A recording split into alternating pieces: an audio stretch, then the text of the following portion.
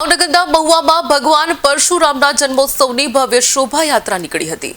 પહેલગામમાં આતંકી હુમલામાં મૃતકોને શ્રદ્ધાંજલિ આપવામાં આવી। આ વર્ષે શોભાયાત્રાને બદલે શ્રદ્ધાંજલિ મૌન યાત્રાનું આયોજન કરવામાં આવ્યું હતું। શોભાયાત્રા મહુવાના ખીમનાથ મંદિરથી નીકળી વાસી તળાવ, ગાંધીબાગ, ભગવાન પરશુરામજી ચોક ખાતે પૂર્ણ થઈ હતી।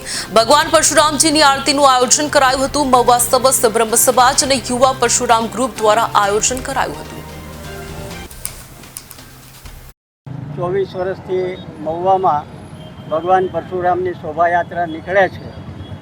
આ વર્ષે 22મી એપ્રિલના રોજ પહેલગામમાં જે યાત્રિકો ઉપર આતંકવાદીઓ તરફથી હુમલો થયો છે એના માનમાં અમે શોભાયાત્રાને બદલે મૌન રેલી અને શ્રદ્ધાંજલિ આપવાનું નક્કી કર્યું અને શ્રદ્ધાંજલિ સ્વરૂપે આજે અહીંયા શહીદ સ્મારક ગાંધીબાગે 5 મહામૃત્યુંજય મંત્ર બોલીને એમના આત્માને પૂર્ણ શાંતિ મળે।